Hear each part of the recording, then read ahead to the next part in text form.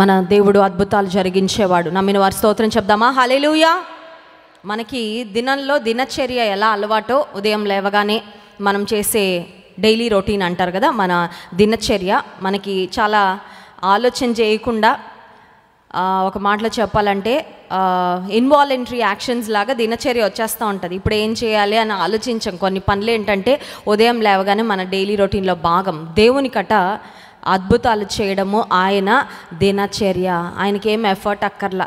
మనకి కష్టం వచ్చినప్పుడు, ఒక అద్భుతం కావాలన్నప్పుడు మనం డెస్పరేట్ అయిపోయి మనం ఇది దేవుడు చేయగలడా అన్నట్టు కొన్నిసార్లు మనం ఆలోచిస్తూ ఉంటాం. కానీ ఆయనకు అది చాలా సులువు, చాలా చిన్న కార్యాలు.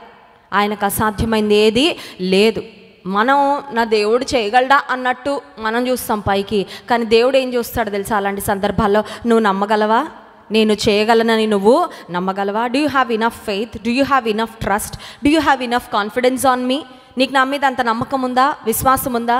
నేను చేయగలనని నువ్వు పరిపూర్ణంగా నమ్మగలవా అని దేవుడు మన మన మన తట్టు చూస్తారు. ఎవరైతే నమ్మగలరో వారి జీవితంలో దేవుడు కార్యాలు జరిగించేవాడు. మార్కు సువార్త 7వ అధ్యాయము 31వ వచనం నుండి 35వ వచనం వరకు మార్చి చదువుకుందాం. మార్కు సువార్త 7వ అధ్యాయము 31 నుండి 35 వచనాల వరకు. ఆయన మరలా తూరు ప్రాంతములు విడిచి సీదోను ద్వారా దెకపొలి ప్రాంతముల మీదుగా గలిలయ సముద్రమునొద్దకు వచ్చెను.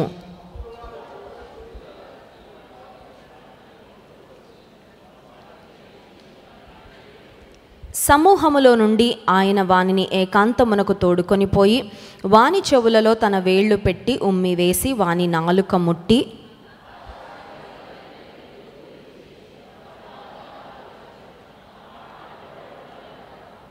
అంతటా వాని చెవులు తెరవబడెను.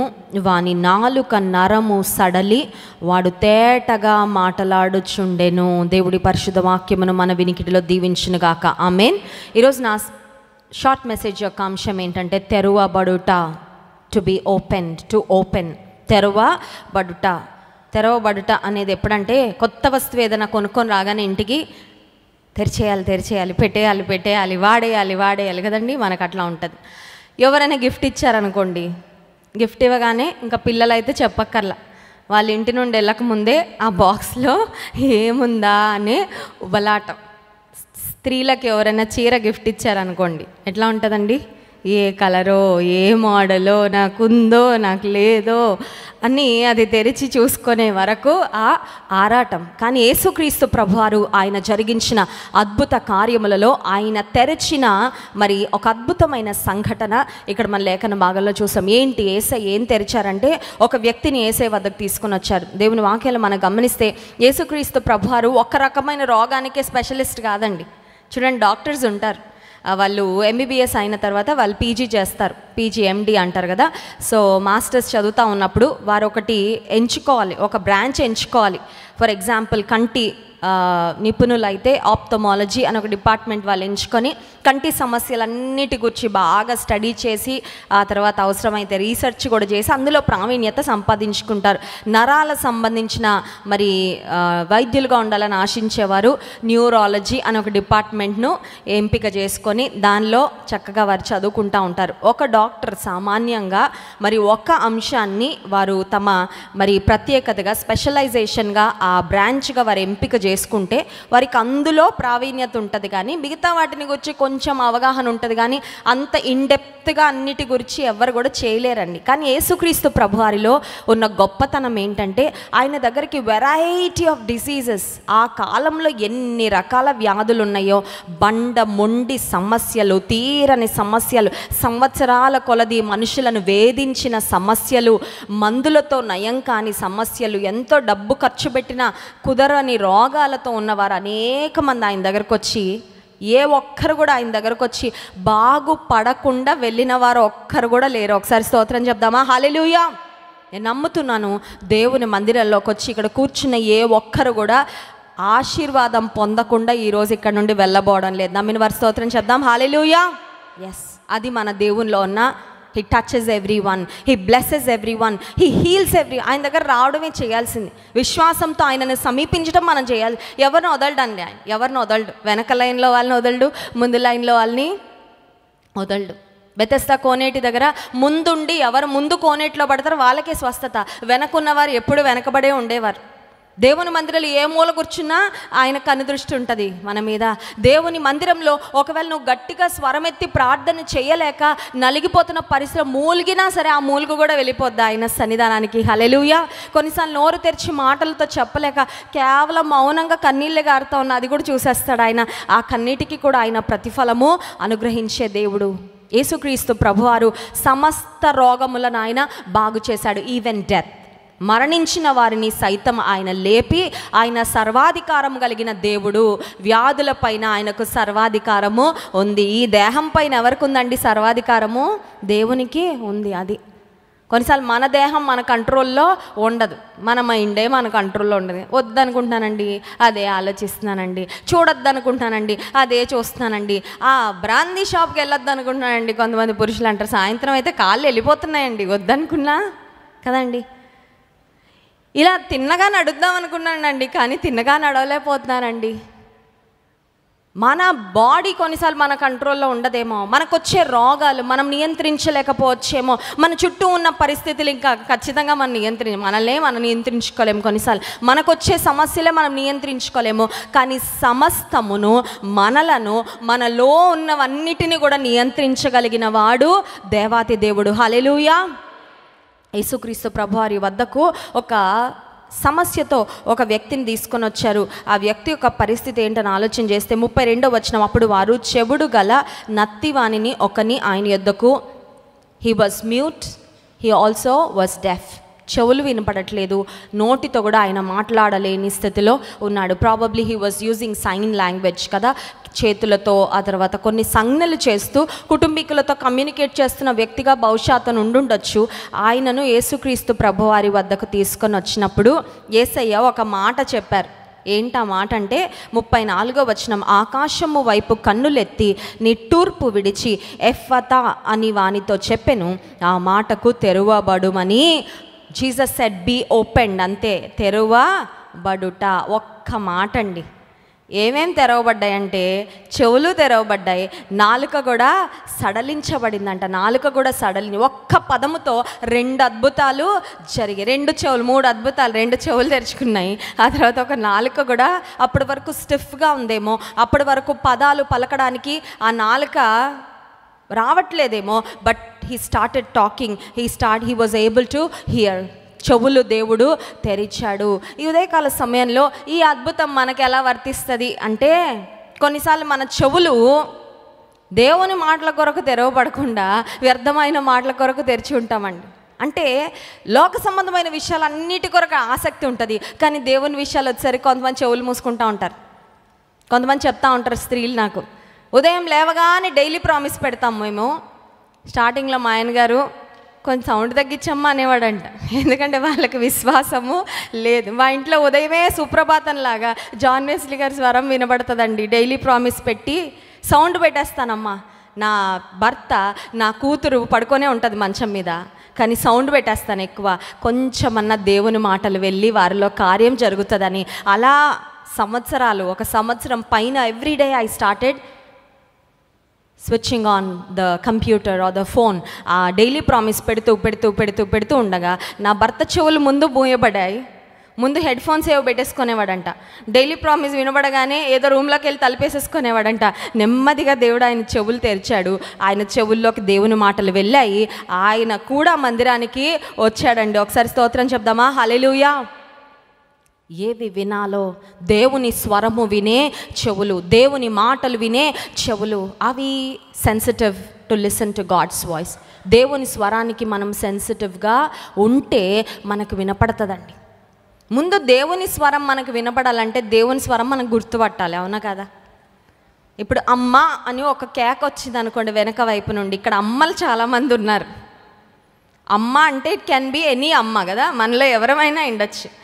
కానీ ఆ బిడ్డ ఏ అమ్మకి చెందిందో ఆ అమ్మ గుర్తుపట్టి పరిగెట్టుకుంటూ వెళ్తుంది. మిగతా అమ్మలందరూ చూస్తారు అంతే. కానీ ఒక్క అమ్మ మాత్రం మనలో ఎవరి బిడ్డ అయితే వెనకాలండి అమ్మ అని అరుస్తుందో ఏడుస్తుందో ఆ తల్లి పరిగెట్టుకుంటా వెళ్తుంది. ఎందుకంటే because she can notice, she can recognize her child's voice. తన బిడ్డ స్వరము ఆ తల్లి గుర్తుపట్టగలదు. కాబట్టి మనం కూడా దేవుని స్వరాన్ని గుర్తుపట్టగలగాలి. దేవుని స్వరం వినాలనే ఆసక్తి. ఈరోజు ఏం మాట్లాడతావయ్యా? ఎట్లా మాట్లాడతావు? మాట్లాడు. కొన్నిసార్లు దేవుడు పరిస్థితుల ద్వారా మాట్లాడతాడు, కొన్నిసార్లు వ్యక్తుల ద్వారా మాట్లాడతాడు, కొన్నిసార్లు ఏంటి, వాక్యం దగ్గరకు వచ్చిన ప్రతిసారి ఖచ్చితంగా మాట్లాడుతూనే ఉంటాడు. మనకు వినాలనే ఆశ ఉండాలి, కానీ ఆయన ఎప్పుడు కూడా మాట్లాడడానికి సిద్ధంగానే.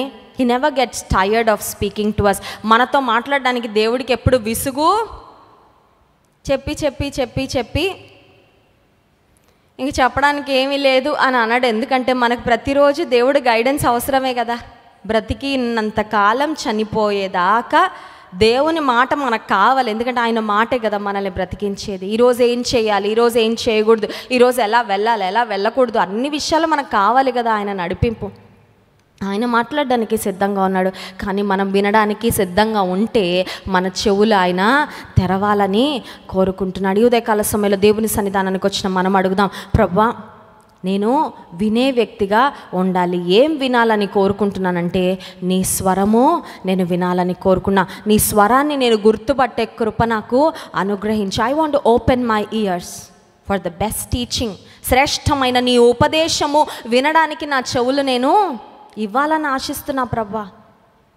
మొదటి కీర్తనలో దుష్టుల ఆలోచన చొప్పున నడవక, పాపుల మార్గం నిలవక, అపహాసకులు కూర్చుండు చోటను కూర్చుండక. అంటే అర్థం ఏంటంటే అపహాసకులున్న చోట అపహాస్యం వినపడుతుంది, అవునా కాదా?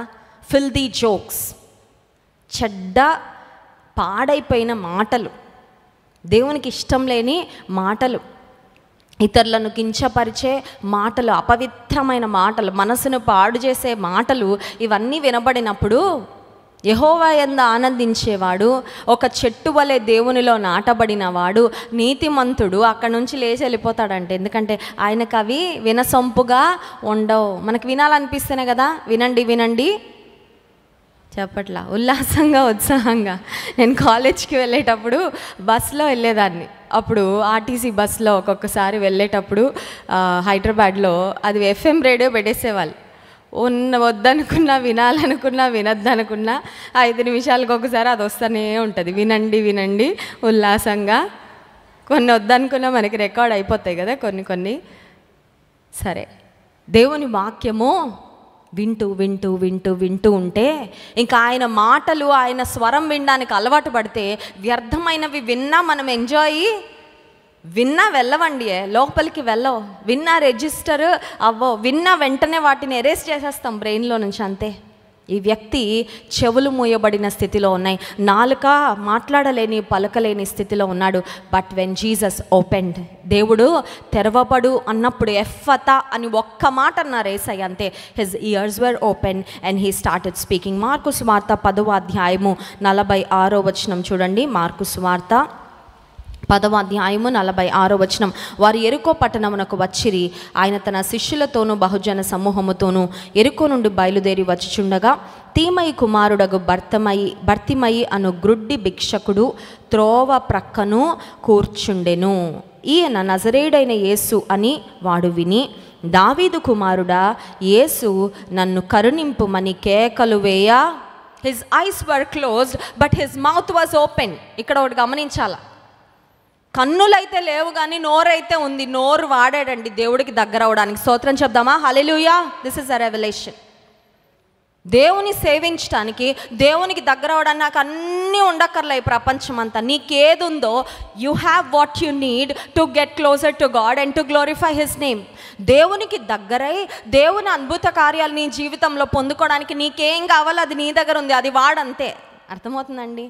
మనం ఏమనుకుంటా, నాకు అది లేదండి, ఇది లేదు, నా లిమిట్స్ అండి, నా లిమిటేషన్స్ అండి, నాకు ఇది ఉండుంటే అండి, నాకు అది ఉండుంటే అండి అని ఏదో ఒక సాకులు పెట్టుకొని ప్రార్థన చేయకుండా, వాక్యం చదవకుండా, దేవునిలో ఎదగకుండా, దేవుని కొరకు పని చేయకుండా, దేవుని కొరకు ఇవ్వకుండా మనం వెనక్కి వెళ్ళిపోతూ ఉంటాం. కన్నులైతే లేవు, నోరైతే ఉందిగా, చెవులైతే ఉన్నాయిగా, వాటిని వాడతా. చెవుల్లో పడింది వార్త, యేసయ్య తనున్న ప్రాంతానికి వచ్చాడనే వార్త భర్తిమయి చెవున పడింది. కన్నులైతే కనబడట్లా, నోరుంది కదా, వాడదాం.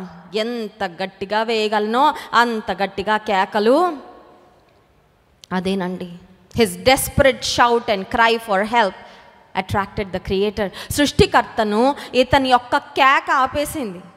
ఎందుకంటే మిగతా వాళ్ళు కూడా కేకలు పెడతా ఉండుంటారు, but probably his cry was the loudest. అందరికన్నా బిగ్గరగా ఎవరిది వినబడిందంటే ఇతందే. అందుకని యేసయ్య కన్నులు ఎవరి మీద? ఆహార పొట్లాలు వేస్తూ ఉంటారు కదా, ఇట్లాంటి వర్షాకాలం వచ్చినప్పుడు హెలికాప్టర్స్లో వాటిలో వేస్తూ ఉంటారు. అందరూ పెడతారు చెయ్యి, ఎవరికి అందుతుంది? అలా ఎగిరి పట్టుకుంటారు కొంతమంది హైట్ ఉంటారు, కొంతమంది గట్టి గట్టిగా అరుస్తూ ఉంటారు. అప్పుడు ఆ పైన వాళ్ళలో వీళ్ళకి నిజంగా చాలా అవసరం ఉంది, ఇక్కడ పసిబిడ్డలు ఉన్నారు, ఇక్కడ వృద్ధులు ఉన్నారు, ఇక్కడ స్త్రీలు కొంతమంది ఉన్నారు, వాళ్ళకి సహాయం కన్నులు పడతాయి. ఎందుకంటే వాళ్ళు పెట్టే కేక. ఈ భర్తిమై జీవితంలో కన్నులైతే మోయబడ్డాయి, కానీ కన్నులు తెరవబడాలనే ఆశ తనకు దేవుడిచ్చిన నోటితో ఎంత బిగ్గరగా అరవగలిగితే అంత బిగ్గరగా ఆగిపోయాడండి యేసయ్య. గుంపులతో చాలా బిజీగా ఉన్నారు యేసయ్య. ఆ గుంపుల్లో ఇంకా చాలామంది అయ్యా మమ్మల్ని పట్టుకోండి, నన్ను బాగు చేయండి అని అడుగుతూ ఉండుండరా అండి? Do you think it was a silent crowd? యేసయ్య చుట్టూ ఉన్నవాళ్ళు సైలెంట్గా డీసెంట్గా వెళ్తూ ఉండుంటారా? ఖచ్చితంగా కాదు. యేసయ్య చుట్టూ ఉన్న వారిలో వ్యాధిగ్రస్తులు, సమస్యలతో ఉన్నవారు ఇంకా చాలామంది ఉండుంటారు. వారిలో కూడా బహుశా చాలామంది అడుగుతూ కేకలు పెడుతూనే ఉండుండొచ్చు. బట్ ఇతను పెట్టిన కేక సృష్టికర్తను ఆపేస్తే యేసుక్రీస్తు ప్రభువారు ఆ వ్యక్తిని స్వస్థపరిచారు. చూడండి 51వ వచనం, మార్కు సువార్త 10వ అధ్యాయం. యేసు నేను నీకేమి చేయగూర్చున్నానని వానిని అడుగగా ఆ గ్రుడ్డివాడు, బోధకుడా నాకు దృష్టి కలుగ చేయమని ఆయనతో అనేను. Simple question. యేసయ్య చాలా స్ట్రైట్ ఫార్వర్డ్గా చాలా సింపుల్గా అడిగాడండి. క్రైస్తవ విశ్వాసం very very simple faith. Complicated కాదండి. దేవుణ్ణి అర్థం చేసుకోవడం కష్టం, అసలు అర్థం కాదండి క్రైస్తవం. కాదండి, ఇది సూక్ష్మంలో మోక్షము. Very simple.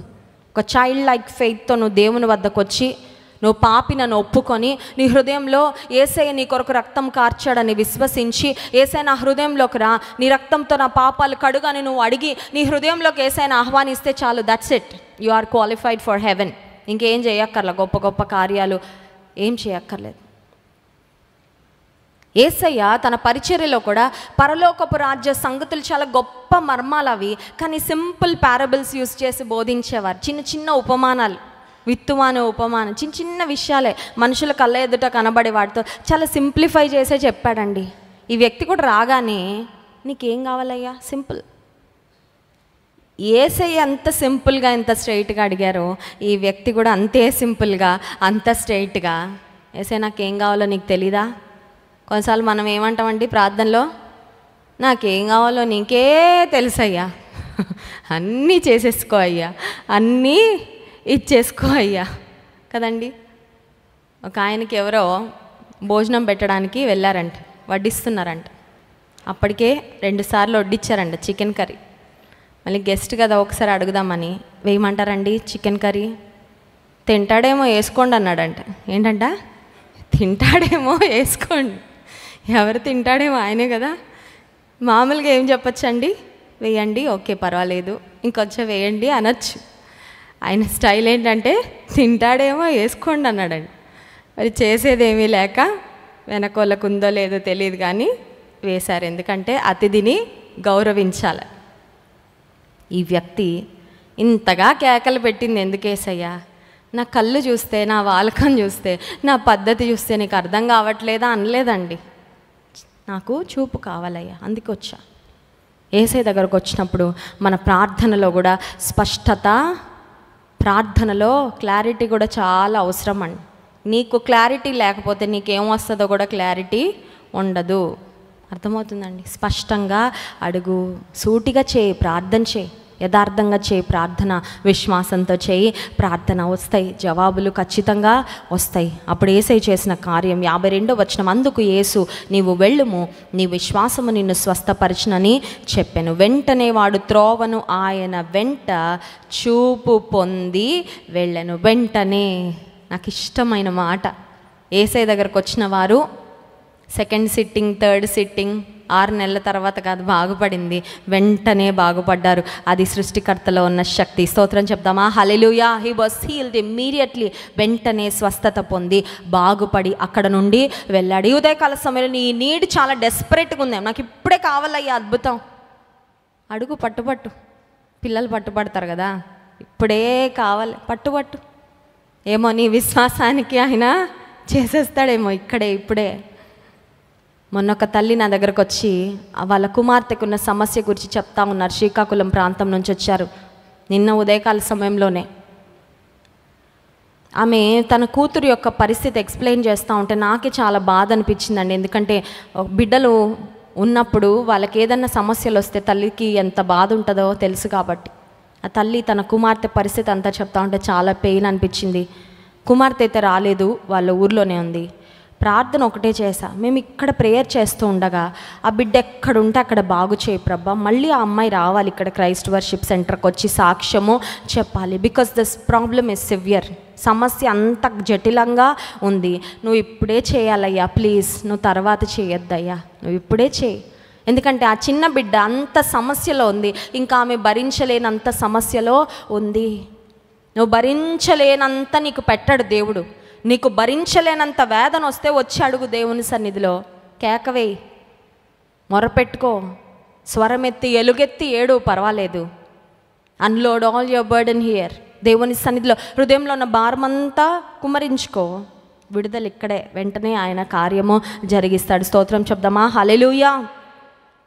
పోయిన సంవత్సరం మన చర్చ్లో ఒక సిస్టరు ఉపవాస ప్రార్థన అయిపోయింది, అందరికీ ప్రేయర్ చేసేసి నేను ఇంకా ఆల్మోస్ట్ డోర్ దగ్గరికి వెళ్ళిపోతా ఉంటే ఒక సిస్టర్ పరిగెత్తుకుంటా ఫోన్ పట్టుకొని వచ్చారండి.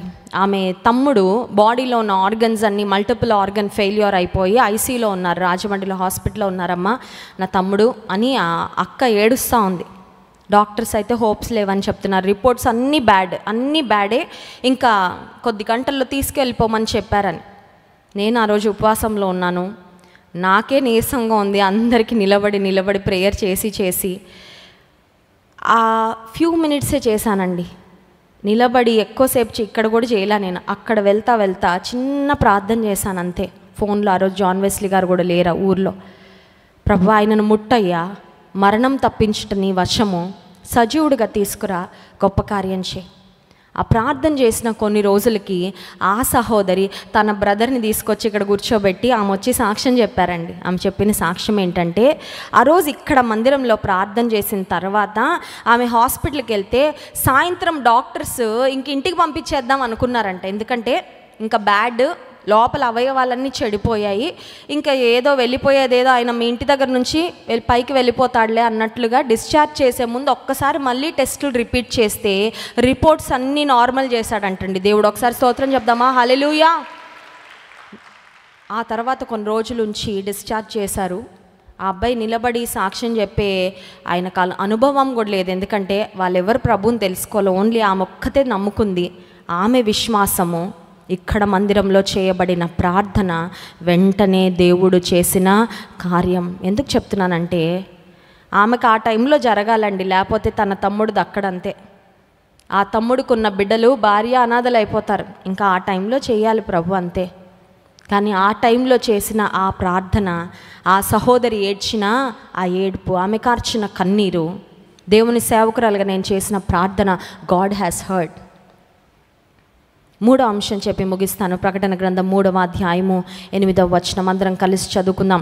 ప్రకటన గ్రంథము 3వ అధ్యాయము 8వ వచనం. నీ క్రియలను నేను ఎరుగుదును, నీకున్న శక్తి కొంచెమై ఉండినను నీవు నా వాక్యమును గైకొని నా నామమును ఎరుగననలేదు. ఇదిగో తలుపు నీ ఎదుట తీసి ఉంచి ఉన్నాను, దాన్ని ఎవడునూ వేయనేరడు. ఇది ఫిలదెల్ఫియాలో ఉన్న సంఘముతో దేవుడు చెప్తున్న మాట. I have open the door in front of you and no man can shut. తలుపులు. బంధువుల ఇంటికి వెళ్ళామనుకోండి ఫోన్ చేయకుండా, సర్ప్రైజ్ ఇద్దామని, ఎంత తలుపు దాడుతున్నా తీయట్లేదు అనుకోండి, ఎలా ఉంటుందండి? ఎప్పుడు తీస్తారా, ఎప్పుడు వస్తారా ఎదురు చూస్తూ ఉంటాం కదా. ఇంతకు ముందు కాలంలో అయితే లాక్స్ ఉండేవి కాబట్టి ఇంట్లో ఉన్నారో లేదో తెలిసిపోయేది, తాళపు అది ఉండేది, లాక్ ఉంటే అర్థమయ్యేది. ఇప్పుడు డోర్స్ అన్నీ నాబ్స్ ఉంటున్నాయి, అవి లాక్డా కాదా కూడా మనకు తెలియదు వాళ్ళు వచ్చే వరకు. అలాంటి తలుపుల దగ్గర వెళ్ళి నిలబడితే బెల్ ఎంత కొట్టినా, ఫోన్ ఒకవేళ వాళ్ళు ఎత్తకపోతే, తలుపు ఎంత కొట్టినా వాళ్ళు ఒకవేళ తీయట్లేదు అనుకోండి, మనకు ఎట్లా ఉంటుందండి? ఎప్పుడు తెరుస్తారు ద్వారము? ఇంత దూరం వచ్చాను, ఇంత ప్రయాసపడి వచ్చాను, వీళ్ళని కలవాలని వచ్చాను, చూడాలని వచ్చాను, తలుపు తెరవట్లేదే.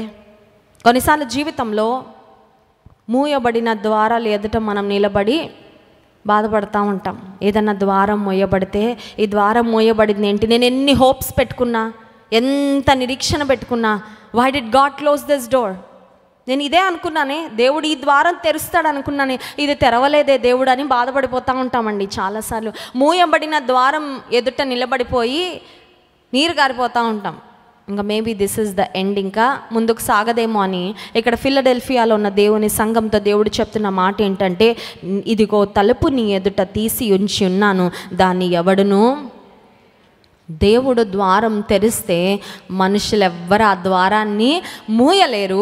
దేవుడు ద్వారం మూస్తే ఏ మనిషి కూడా ఆ ద్వారాన్ని.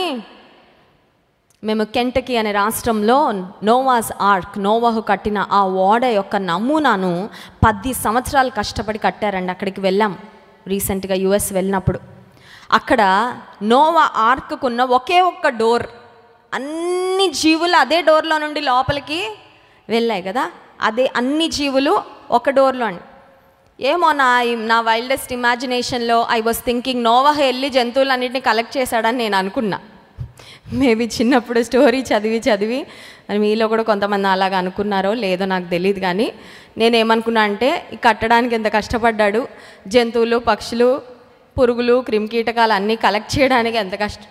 వెస్లీ గారు అన్నారు, జంతువులన్నింటినీ కలెక్ట్ చేయలేదు నాన్న, దేవుడు పంపించాడు అవన్నిటినీ. కట్టడం నోవాహు బాధ్యత. ఎట్లా వచ్చినాయండి అవి? లైన్కి వచ్చాయి అంతే. లేకపోతే అవన్నిటిని ఎక్కడ వెతుకుతాడండి? ఎంతకాలం వెతుకుతాడు? అర్థమవుతుందండి? ఆ ఏనుగులన్నిటిని వెతికి మీరిద్దరు రండి అంటే అవి వస్తాయా? అంత ఈజీగా అలివి ఎక్కడ వెతకాలి, ఎంతకాలం తిరగాలి, ఏమవును? దేవుడు ఆ జీవరాశులకు ఆజ్ఞాపించాడు అంతే, వెళ్ళండి, రెడీ అయిపోయింది ఓడ, మీరు రెండే వెళ్ళాలంతే. ఏ 2 వెళ్ళాలో కూడా వాటికి ఇన్స్ట్రక్షన్స్ వెళ్ళిపోయినాయి సృష్టికర్త నుండి. యోనాని మింగడానికి చేపకి ఎలాగా ఇన్స్ట్రక్షన్ వెళ్ళింది, అదే మింగింది, వేరే ఏది వెళ్ళలా మింగలా. ఎగ్జాక్ట్గా అలాగే ఏ పక్షులు వెళ్ళాలి, ఏ జంతువులు, ఏ 2 జంతువులు, ఎన్నో ఉంటాయి, పులులు ఎన్నో ఉంటాయి, సింహాలు ఎన్నో ఉంటాయి, ఎలుగుబంట్లు, ఏ 2 వెళ్ళాలి. 2 మగ వెళ్తే మళ్ళీ కుదరదు, 1 మేల్ అండ్ 1 ఫీమేల్, ఎందుకంటే మళ్ళీ బయటకు వచ్చాక ఆ జంతువులు మళ్ళీ ఉన్నాయి కదా, ఇప్పటికీ ఉన్నాయి. So God planned everything perfect.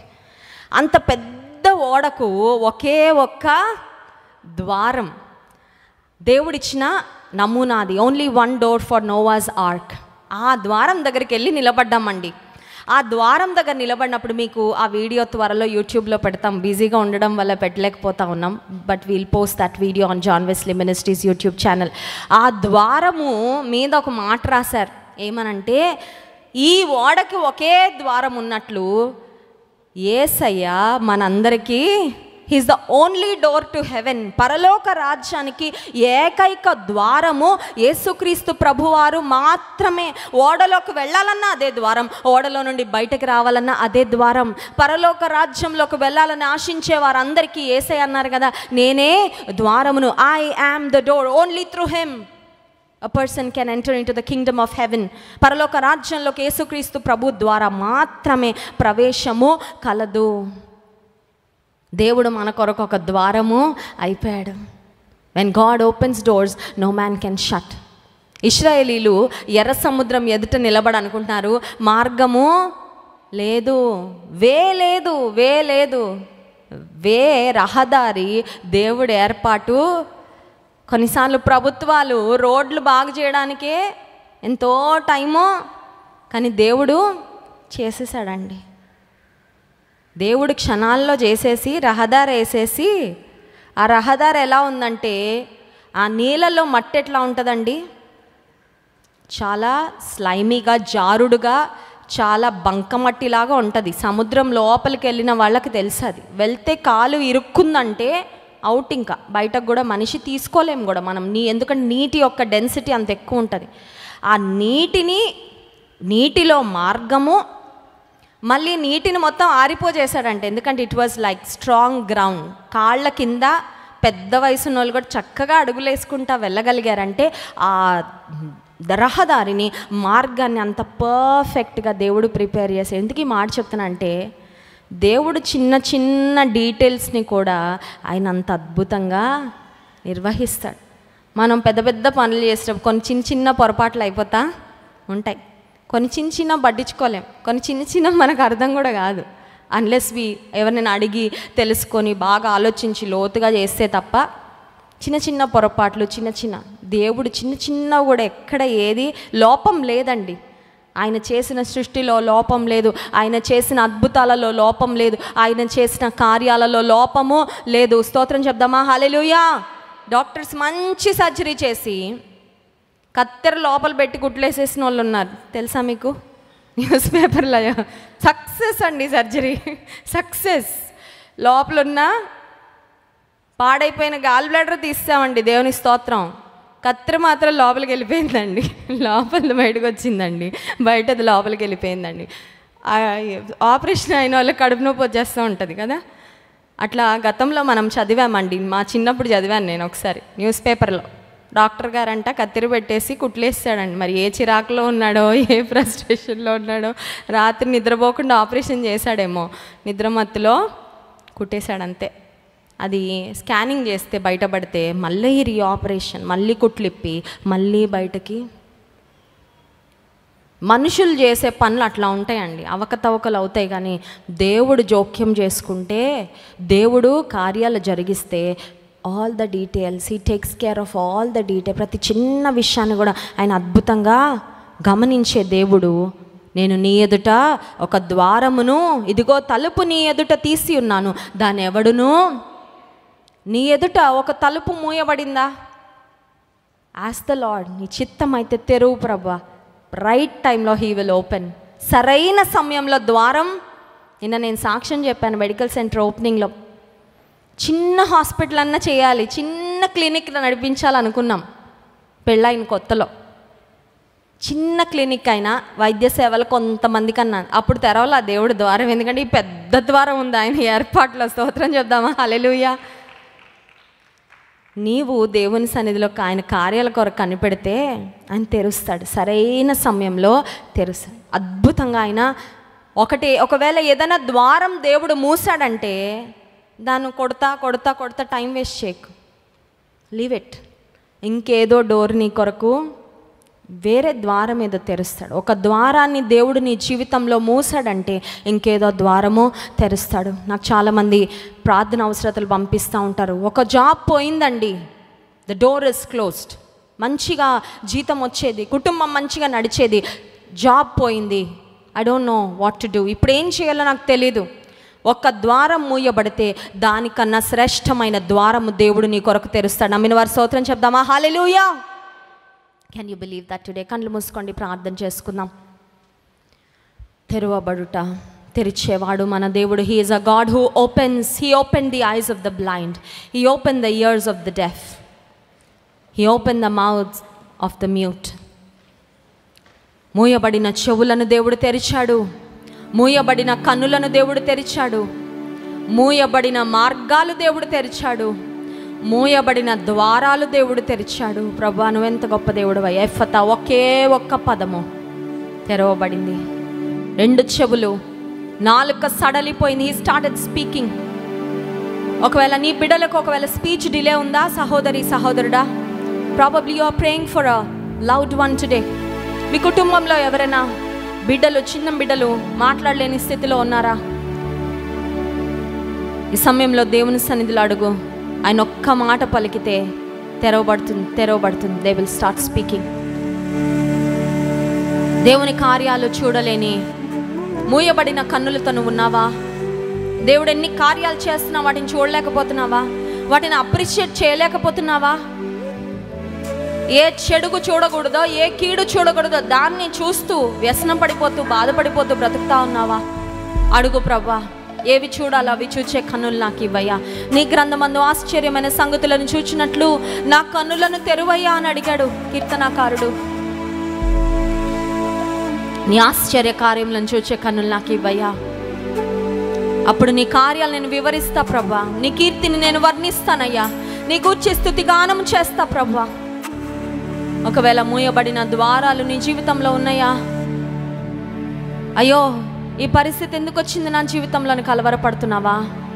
The Lord is going to open mighty doors for you. దేవుడు అద్భుతమైన ద్వారాలు ఆయన చిత్తంలో తెరవబోతున్నాడు. నువ్వు కోరుకున్నది కాదు, నువ్వు కోరుకున్నది కాదు. నీకేది మంచిదో ఆ ద్వారం తెరుస్తాడు దేవుడు. మూయబడిన ద్వారాలను చూస్తూ ఏడుస్తున్నావా? Stop crying, start trusting, start believing. నమ్మడం ప్రారంభించు, విశ్వసించు. కేకవే ఈ దేవుని సన్నిధిలో. ఆనాడు భర్తిమై బిగ్గరగా వేశాడు కేక. యేసయ్య ఆగిపోయాడు. అద్భుతం జరిగింది. పరిశుద్ధ మహోన్నతుడానికి స్తోత్రాలు. ఈ వాక్యం ద్వారా మాతో మాట్లాడావు ప్రభా, వందనాలు. నువ్వు తెరిచేవాడవు ప్రభా. మూయబడిన తలుపులు తెరిచేవాడు. ఎంతమంది అయితే తమ జీవితాలలో మూయబడిన ద్వారం లేదట నిలబడి కృంగిపోయి ఉన్నారో వారిని జ్ఞాపకం చేసుకో ప్రభా. Lord, we are praying for open doors in your will Lord. మేము ఏ మార్గంలో వెళ్ళాలి ఆ ద్వారాలే తెరువు ప్రభా. మాకేది మంచిది కాదు అవి మూసే ప్రభా, పర్వాలేదు. మేము డిసప్పాయింట్ అయినా పర్వాలేదయ్యా. మేమే మార్గంలో వెళ్ళాలని నీ చిత్తమో, మేమేమి చేయాలని నీ చిత్తమో ఆ మార్గంలో మాత్రమే మమ్మల్ని నడిపించు ప్రభా. నీ చిత్తానుసారమైన ద్వారాలు మాత్రం మా కొరకు తెరవయ్యా. ఎందుకంటే అదే మాకు మేలయ్యా, అదే మాకు శ్రేయస్సు. ఎంతమంది చెవులు మూయబడిన స్థితిలో ఉన్నాయో, కన్నులు మూయబడిన స్థితిలో ఉన్నాయో, నోరు మూయబడిన స్థితిలో ఉందో, let it be open lord. అవి తెరవబడును గాక. ఎఫ్ఫతాని ఆనాడు నువ్వు పలికావు ప్రభా, అద్భుతం జరిగింది. ఈరోజు కూడా నువ్వు పలుకయ్యా, ఎఫ్ఫతాని పలుకు ప్రభా. ఇక్కడ ప్రార్థనలో ఏకీవిస్తున్న వారు, వారి బంధువుల కొరకు, కుటుంబీకుల కొరకు విశ్వాసంతో ప్రార్థిస్తున్న వారు, లైవ్లో విశ్వాసంతో ఒక అద్భుతం కొరకు కనిపెడుతున్న వారు, అద్భుతం రిసీవ్ చేసుకున్నట్లు సహాయం చేయి ప్రభా. ఆశ్చర్యకరుడో స్తోత్రం నాయన. నీ కార్యాలు జరిగించు. నేను ఆరాధించి స్తుతించబోతున్నా. ఆరాధన ఆత్మతో నింపుమని యేసు నామములో ప్రార్థిస్తున్నాము తండ్రి, ఆమేన్.